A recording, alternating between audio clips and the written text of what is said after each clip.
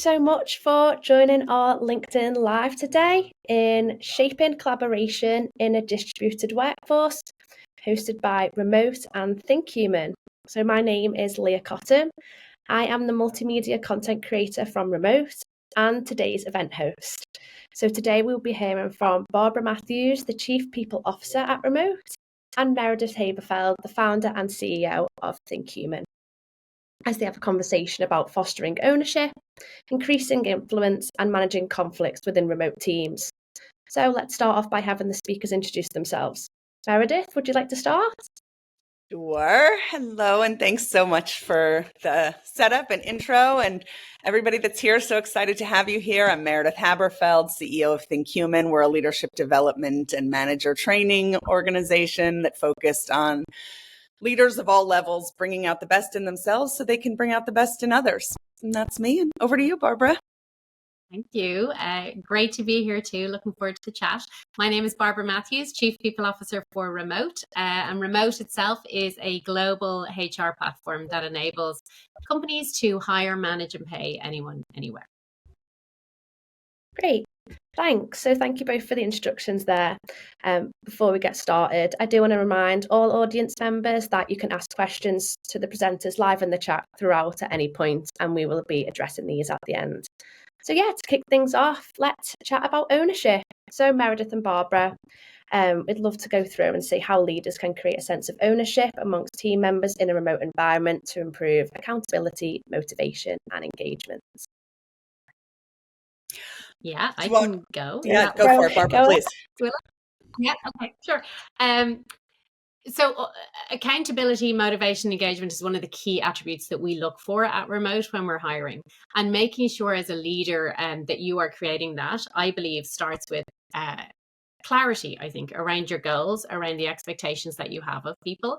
And also, I like to share a bit on, how I work. So the guide to Barbara as a manager, as a leader.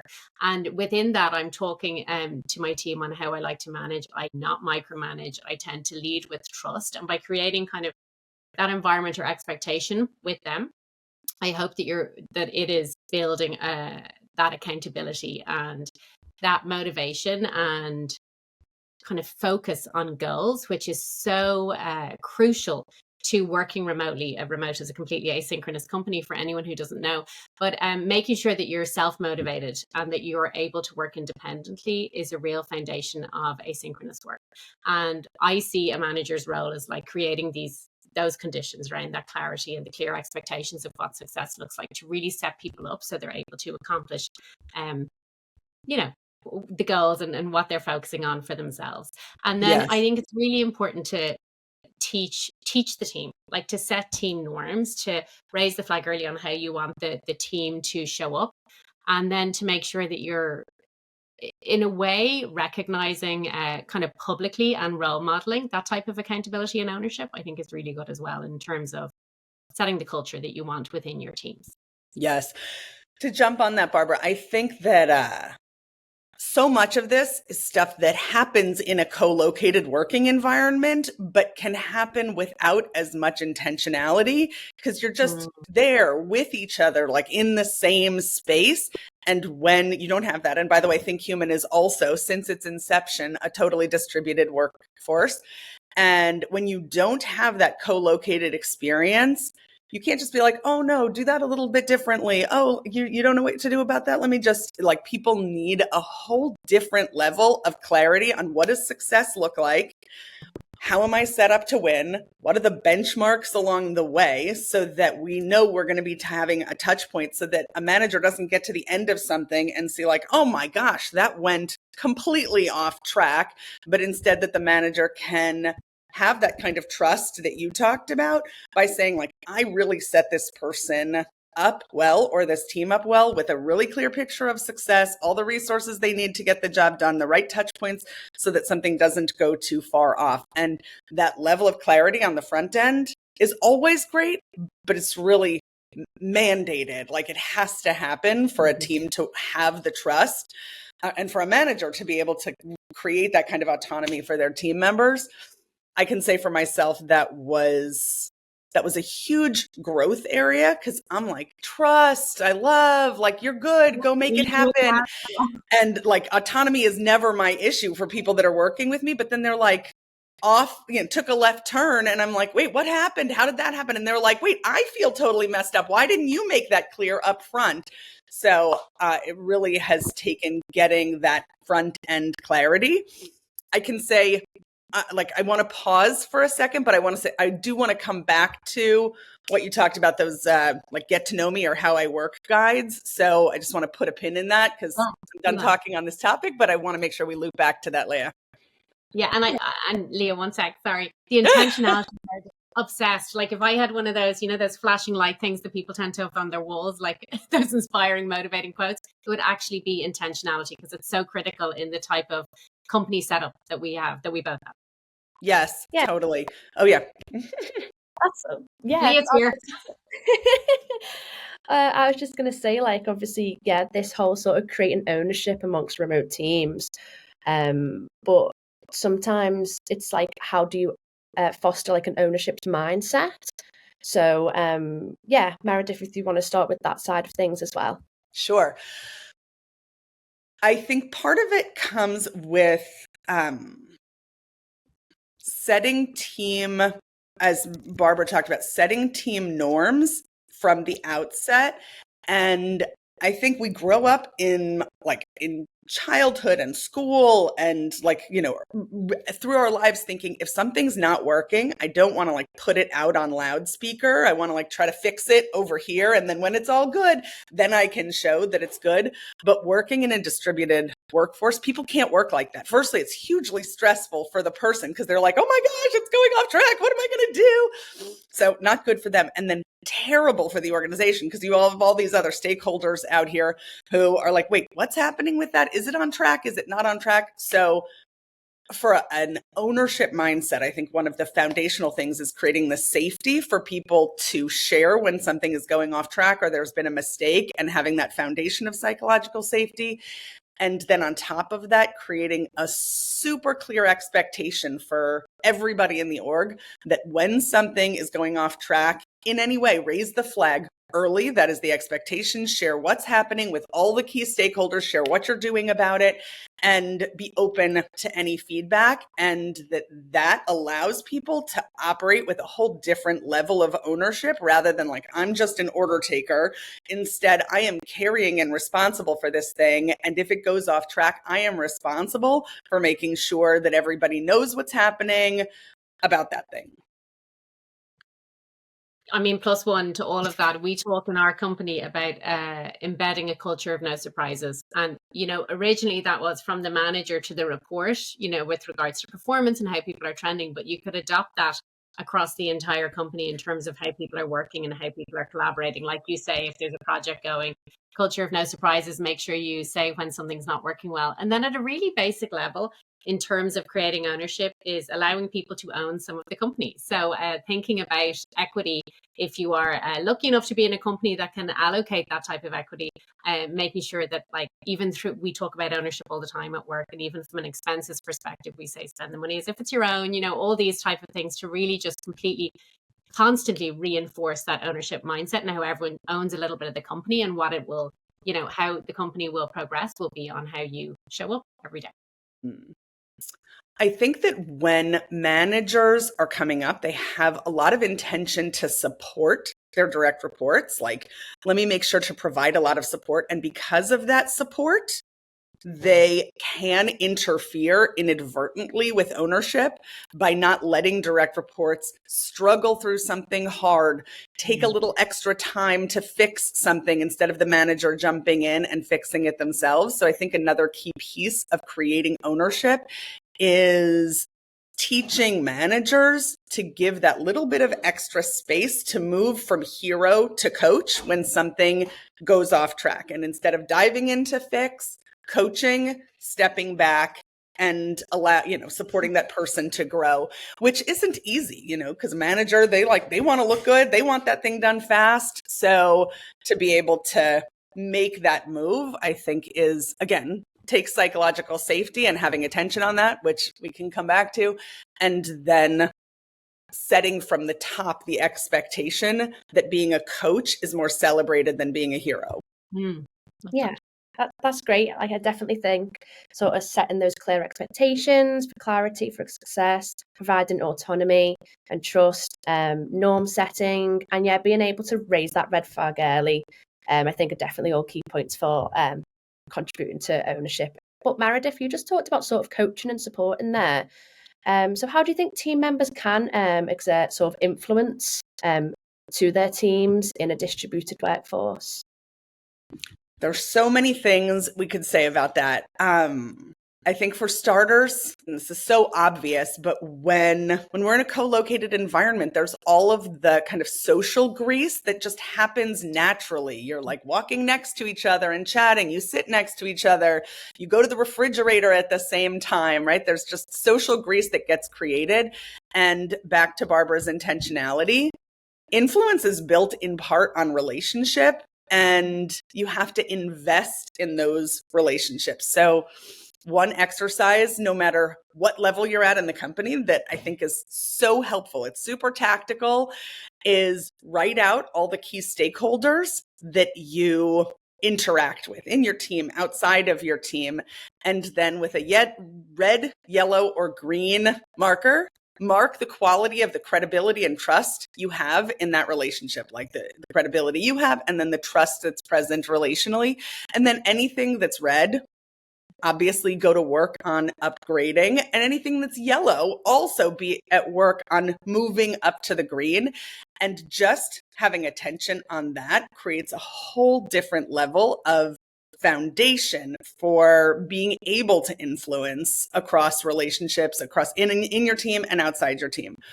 One other thing that I will add to that is understanding agendas. And like, we tend to expect our intentions are good when we make a mistake, but other people, their mistake, like, why did they do that? And what were their intentions? And kind of like expect the best intentions of us, but not necessarily of others.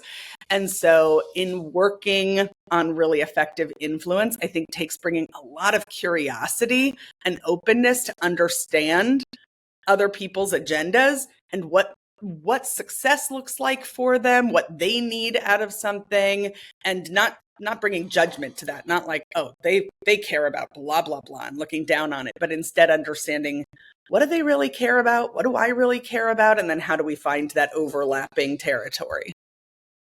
I love that. And I love that tactical stakeholder, red, amber, green. I've thought about it always with regards to projects, but not people. So I'm going to adopt that one. So roll on the tactics. I love hearing about those. I think the one thing that I would only add from me is communication. When you are communicating proactively, you are showing yourself as an expert. When you communicate proactively, people will kind of naturally trust that you've got it, and it will enable you to be able to exert that influence.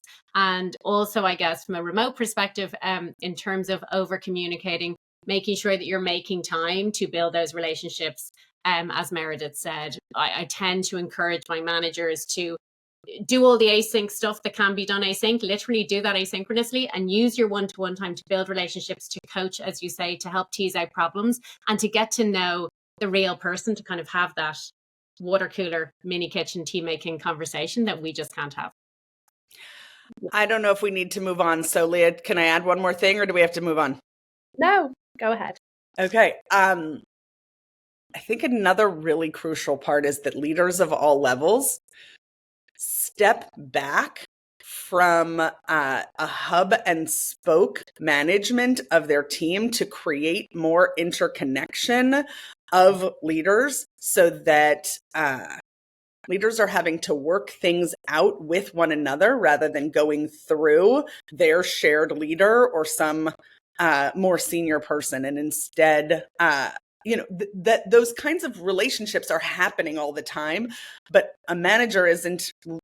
frequently managers aren't thinking about, how am I making sure that collaboration is happening well? And part of that is by stepping out of some of those interactions intentionally and letting people work through how are they going to set up a project without the manager in the mix, working through a problem without the manager in the mix. And that creates a lot more, back to the ownership, a lot more ownership among people, and then also creates some of the foundation for influence.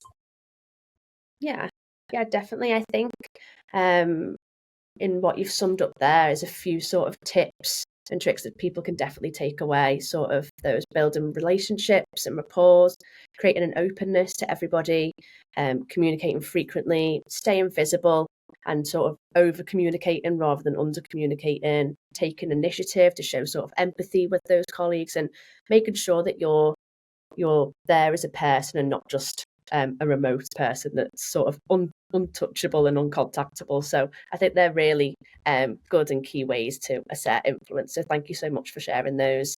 But as we say sort of about communication and building rapport, obviously we all understand that conflicts can occur in a workplace as well. And moving on to sort of our next theme of the LinkedIn Live, we're going to go on to conflicts in the workplace. So, Barbara, if you'd like to sort of go in and say, what would you say is a source of conflicts that arises in remote teams? And how can you overcome that? So I think there's a couple. It works much like an in-person company.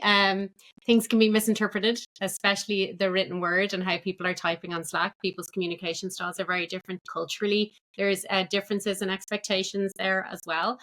So building an awareness of that, I think, is really critical, which to me is really around it's really around talking upfront about communication norms, setting the values of a company, weaving them through everything that we do. And I think another one is the work-life balance is actually a source of conflict, not necessarily between teams, but really like an internal conflict with an individual, because you are not leaving necessarily your office. You might just be walking downstairs or walking next door or walking to the cooker if you're in the kitchen. But like that ability to disconnect is actually can be quite challenging. And we hear from a lot of people around the loneliness aspect of work, which can cause issues for people internally, the balance that they're having and their inability to disconnect. And we try and do a number of different things around self-care days, around training, around how to disconnect and making sure you have a balance, talking about it, getting managers to talk about it. So there's a number of those kind of things that I would see as most prevalent. We don't tend to get as many of the very spicy HR conflict that we would have had in real life companies, which I can never talk about, by the way. I'm going to use this as an opportunity to loop back to what you said, Barbara, about the How I Work manuals. Having people do How I Work manuals, and I'm sure for almost all of the people that are in this LinkedIn Live, you're familiar with those, but in case you're not, we can include a link to one in the follow-up to this. But having people take the time to think through how they like to get feedback, what their work style is, how they engage in conflict. Like there's just a set of questions that if they think through their own and then can access other people's, have a greater understanding and appreciation for how to bring oneself to the relationship. So I think those How I Work manuals are awesome. Also, little connection questions within teams, even if it's just 5 minutes at the beginning of a meeting, help people understand each other, whether it's about, who's a person who shaped me and how, or what's a time I felt really valued. Like just those 5 minutes, it doesn't take long. Every person gets 30 seconds to a minute, but it creates inter-team humanity, or when you're bringing two teams together or multiple teams together, having an understanding of each other so that instead of being like, I'm a face on a screen that doesn't know you and you're a face on a screen that doesn't know you, and instead of needing to wait for, we did a fun activity that was purely social as a distributed team, but interweaving that with meetings in a time-bound way, not letting it take over, but those couple of things. And then lastly, I will say leaders leading with curiosity rather than judgment. We say, so goes the leader, so goes the town. And that if leaders are bringing curiosity to conflict, like, instead of coming down hard like they already know, and then setting that expectation with others that this is how we engage in conflict here, instead of pushing our agenda, first coming to understand someone else's perspective with openness. Yeah, definitely. And then just finally summing up the sort of conflict area then, do you sort of, Barbara, we can start with you, an effective communication technique to foster a culture of transparency and trust? Yeah, I think this one starts from the top and starts from the start. Like the birth of the company, I think it says a lot about the types of values that you have, the type of accessibility leadership have. Don't just talk about being transparent, like we have it as a value, but show it across everything that you do. We do things, we like to give, we're now 1,600 people. We like to give people exposure and access to our leadership team. They host pretty regular AMAs or Ask Me Anything, which essentially allows employees to literally ask any question they want. Some are work related, some are not. And it also gives the leaders a chance to show kind of vulnerability and openness themselves, which helps build trust. They're also very open and transparent about things that are happening at a leadership level and across the business. And that helps to create an environment where transparency and trust is fostered and nurtured, and helps employees feel very comfortable sharing what they're thinking. And this is probably kind of a boring one, but it is an effective technique as well to foster the transparency and trust, which is kind of around the documentation. When you're an asynchronous company, there's a very strong culture of documentation. And that supports others doing asynchronous work in different time zones, but also fosters the transparency that I talked about by ensuring everyone has, equal access to the information, the decisions, the thought processes. The Working With Me document is a really good one. I always encourage all new managers to do that with team members and get the team members to share it back with the manager, which I think helps. And then role modeling it yourself, leading with trust. Meredith says she leads with it as well. And by doing that, hopefully building that across your organization and across all the managers that tend to be within your orbit, I guess. I wanted to jump on something, if it's okay, that you said, Barbara, about transparency in communication. Something that I've seen through the pandemic is in the onslaught of email, Slack, Teams, all the different forms of communication, in an effort to create more transparency, people are getting lost in the amount of communication coming at them and unable to kind of decipher and have where do I go to find in a clear, visible way the thread related to this without having to dig through and spend a lot of time and then have a million channels and a million of this, and where they're just I don't even know. And so looking for processes to simplify transparency and communication. So for us, one of the things that was really big, it's kind of super tactical, but we moved a lot of our communication out of the Slack Teams type of messaging into more project-based messaging, so that instead of having to hunt through, you could just very simply, everybody had access to it, go there and you can see all the relevant information about something. So it these kinds of process things, they sound so tactical and so boring and sort of like a heavy lift when you think about them, because it's not just oh, I'm going to go do that one action today. But I think that kind of clarity creates a whole different level of peace for a team and an organization to then be able to operate on top of. Yeah. And I think one of the things, if you were to ask me 4 months ago, what keeps you up at night? Quite frankly, it's 1,600 people in Slack looking to double the company. What does that look like in terms of noise? Slack AI, we've been using quite religiously here. It does amazing for summarizing channels. It's much better for search. And Notion AI as well. We put a lot of stuff on our Notion pages, like you say, all of our projects. So that's helping scrape things. But yeah, single source of truth as well is critical. Yes. Because things are recreated all the time. Yeah. Hallelujah. Yeah, and those are less sexy ways to create transparency and trust, right? They're they don't have the same kind of heart and relationship in them as an Ask Me Anything. But as somebody who's super relational, I can say those aren't the first things I think of about how to create trust and transparency, but they make such a difference. Yeah, completely. Yeah, great.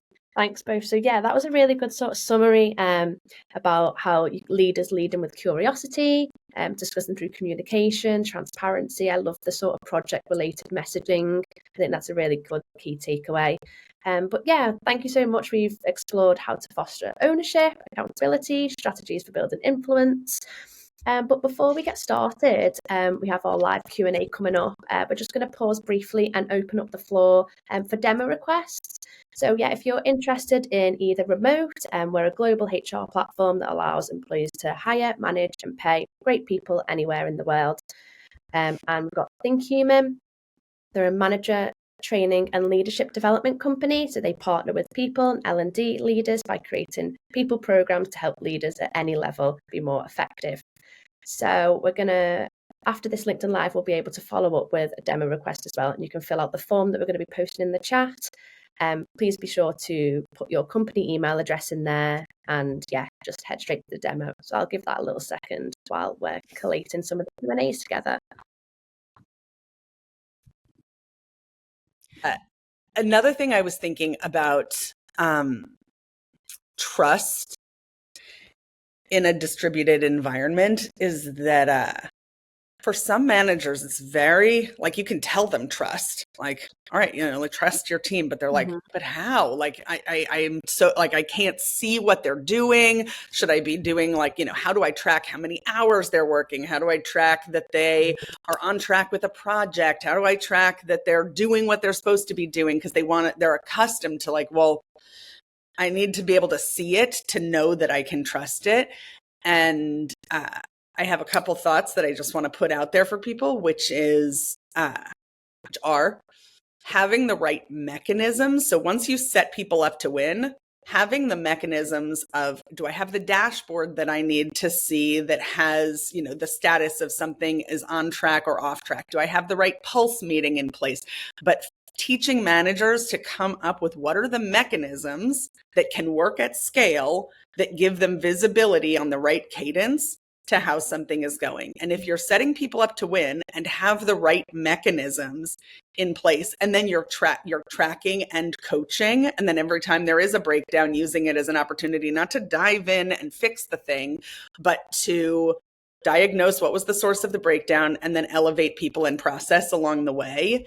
If you're doing that, you have the ability to kind of calm your own nervous system about like, okay, I set people up to win. I have the right dashboards and mechanisms in place. And then if something's not working, it comes to, in my view, you hired the wrong person. That's really like, if you feel like you still can't trust, when you set people up to win, you have the right mechanisms and you're coaching in that way, and all of those things are present, then it comes down to, do I have the right people or person in that seat? Definitely. Great, guys. So we've got our first Q&A question. So a question from Goela. So how can companies maintain a strong and genuine organizational culture when most teams are working remotely and spread across different locations? Do you want to take that one first, Barbara? Start. I think 2 words, deliberate and intentional, probably would be my focus there. And that is, be very deliberate about the type of culture that you want. Embed very firm values and evaluate your team members across those values and talk about those values and what those values look like as a behavior, but also the anti-behavior of those values. And realize, I think, that culture will always evolve. All these people are coming from different companies, from different worlds, from different family setups, communities, everything into your company, and they will all bring a bit of their special sauce, and that culture will evolve, but the values should stay the same. So I guess check in with your culture all the time, make sure your leaders are role modeling that culture, but be really clear what your employee value proposition is and what your culture is, and make sure that your leaders and their team members are living and breathing that every day. But it's harder when you're remote. That's why it's the deliberate and intentionality. Yeah, great. I think in the world of values, some organizations don't do the pause to get real about, are their values aspirational or lived by the leaders? And if you have senior leaders that are not living those values, as the people team, you can work all day and all night and not be able to change the culture. So you got to get real about like, what are the values we are actually living at the senior leadership level? And then, if there's stuff to true up there, great, true it up, or get clear about this is what's real. And that's what we want to be cascading. Don't say you're lovey and trusting. If the senior leaders are not lovey and trusting, don't try to cascade that down. It'll never be sticky. And you can spend a lot of time, energy, money, all of it, and it doesn't work. So part one there. And then to us at ThinkHuman, managers are the gift that keep giving. Everybody's a culture creator, no matter who they are and where they are in the organization. And you have some people that are especially strong culture creators, but managers, because of their unique positioning within the organization, they're touching everybody. So really leaning on your managers, because that becomes, not in a way that's, extra burden on them, but leveraging the benefit of their connection to people to say, how are we using that as like a rock in the pond that creates the ripple? Love that. Perfect. Thank you. Yes, so we've got a few more questions that have come in, which is great. So we're going to move on to another one from Alexandra Green. Thanks for sending this in. So what activities have been key for you in building personal relationships across remote teams? Barbara? Yeah, or Meredith, you can take it either. We have a lot of different ones. So we have a lot of social stuff in our channels. We have Slack bots that do kind of connect people with like coffee chats and check-ins. We have local meetups that are cross-functional, cross-department, just based on, a certain city that people are living in and a budget associated with that. Some groups do quarterly offsites, mostly at the senior level for now, but looking to potentially grow that across the business in time. And then really, I think it's about, like for me, it's a bit about setting the foundation or the expectation, actually, rather, at the onboarding stage on what you should do with regards to building personal connections, how you can build those social relationships, and kind of giving a lot of tactical tips and tricks for people who may not have worked remotely before or may not have worked asynchronously before and are just very new to it. So being quite prescriptive. And again, it's be deliberate and be intentional about the relationships you're building. All of those things are amazing.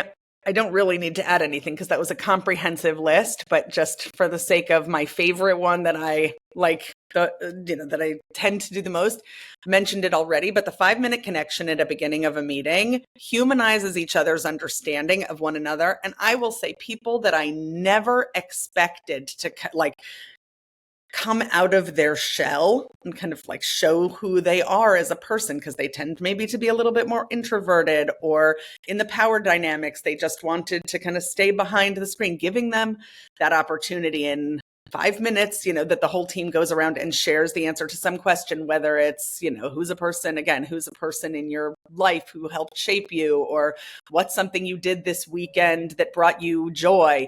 There's a million questions, but humanizing people for each other like that, 5 minutes every, if you do it once a day, people are like, oh my gosh, I really know you in a whole different way after a month. And I just want to say, Meredith did it just before we all came onto this LinkedIn Live, and it was perfect. And I'm definitely going to be taking it too. Yeah, I really like that as well, Meredith. Thanks for that. So we've got sort of 2 or 3 more questions. I'll see how many we can get through. I know we're sort of going over time, but I'll do 2 more, and then we'll wrap things up from there. So this one's from Gary. So in remote work settings, how can companies better connect employees locally for social change initiatives and area-specific collaborations outside of the typical Slack location channels? How are you capturing social interests and personalizing experiences to make these opportunities easily discoverable? Yeah, great question. I don't have a great answer to this, Barbara, so I defer to you. I think mine is the Slack social, Slack specific channels based on what you're interested in, like cats, Dublin, whatever. And we all love cats, and Dublin or whatever. So I think that is probably the best one, Gary. I probably don't have anything more groundbreaking for you as I think about it. Yeah. And then this one's from Mandy. So I think this is going back to sort of the area of conflict we were speaking about. So Can you speak to rogue members of leadership teams who do their own thing, get great results for the organisation, but create a toxic culture and low morale? How do you respond to this? There's so many I probing questions. Yes, I can start on this one. So high performing jerks are a phenomenon forever. Like we all, we know that, but we all have seen that phenomenon, and it's hard to get rid of a high performing jerk because they're high performing. I think if your leadership team, if you can bring them around to illustrate for them the impact and the cost of what this does, like, yes, it might drive this, but it also drives that. And that the consequences may not be as positive, as net positive as they appear. So if you can create that visibility for the leadership team about that person that's driving that function, I think that is the best, because then the leaders, the executives can make an informed decision about whether that's really what's best in the long term for the organization. I will say I have definitely been through organizations even that cared about their culture, that had some high performing jerks, where they were like, we can't see how to get rid of this person. For this stage of the company, they're too important. And so some things I've seen done that sort of worked well, they're certainly not as good as exiting that person or coaching them into different style of behavior. But some things I've seen that worked were, one, to the extent possible, putting some boundaries around them so they're operating with less interaction to the rest of the organization, so that they are kind of doing their magic and their mess, but touching as few people as possible. It's not easy to do, but that's one thing I've seen. Another thing that I've seen is having doing some kind of, whether it's disc or something else, but doing some kind of understanding of work styles so people can see, oh, that person's behavior isn't necessarily just because they're a jerk. It's also because they're trying to create some certain outcome. They might be being really direct, for example. And if I'm very support oriented and that level of being direct, I'm like, oh my gosh, it's so aggressive. But coming to understand, like, oh, maybe that's not them being an a-hole. Maybe that's them just trying to be very direct about getting something done, and doing those kind of work style sessions, especially with people that have some conflict, can have them come to understand each other in a way that can create a lot more workability. I think definitely all of that. And then I would possibly just add, sorry, Lee, I know we're running late, but I would possibly just add potential pulse surveys across your organization where people are pulsing and you get a really feel for how people are feeling, or how people are showing up in the organization. 360s for individuals, and then really open conversations, again, grounding in values. What is the how these people are meant to show up, as well as the impact, like what goals, and trying to balance what is more important as a leadership team in terms of you building your organization. Having a really open conversation about that might nudge the needle. Yeah, great. And we've actually just got one more question just about remote to sort of wrap it all up. I think it sort of works quite well. It's from Crush. So there's a strong push for return to office inside remote companies. And the official reason given is that in-office culture is better. So maybe just as a quick summary then, how can we help explain to leadership that being remote works just as well? CEO? I think there's some interesting data coming out right now for anybody who likes to be a data nerd and, go hunt for things on the internet. But it is showing that with the big return to office push that started happening as the pandemic was waning, actually productivity with the return to office went down, not up. So it was already starting to slide. And so, leadership teams were like, let's get everybody back into the office. And actually the slide increased more, like the rate of productivity decline accelerated. So it's clearly not producing the effect that leadership teams were looking for.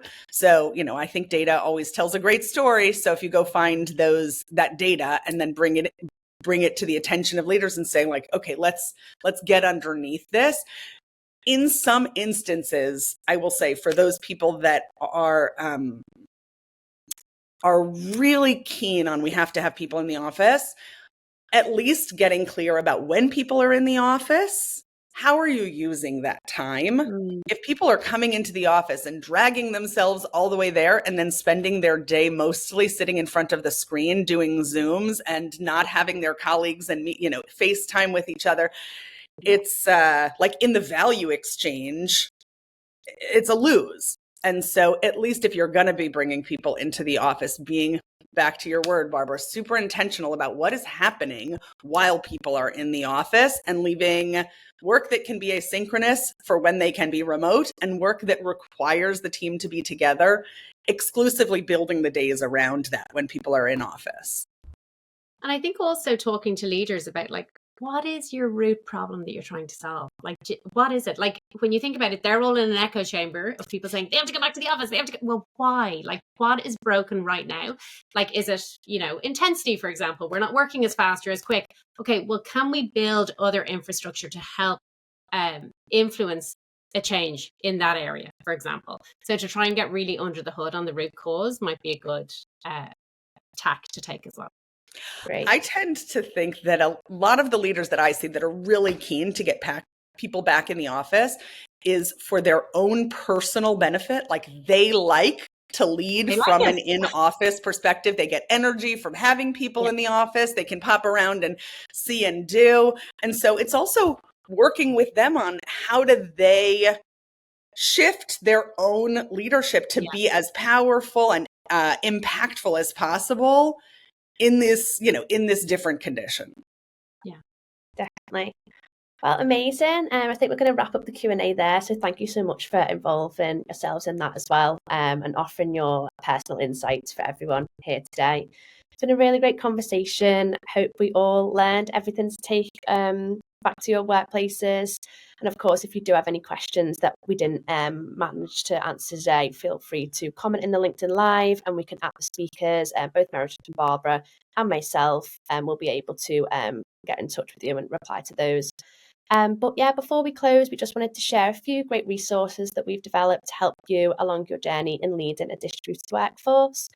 So we have the Remote and ThinkHuman's LinkedIn article. So that is sharing key strategies and skills for successful collaboration in a distributed work environment. And we've got some good quotes in there from both Barbara and Meredith themselves. Remote have recently released a new masterclass on building a modern people organisation, hosted by our very own Barbara Matthews, who is actually on this call. You'll learn lots from sort of building the basics of a strong foundation, strategies for building a long-lasting culture, guidance on implementing goals, leveraging data and analytics, and how to improve employee engagement and feedback. And once you get to complete the masterclass, you'll obtain a certification badge.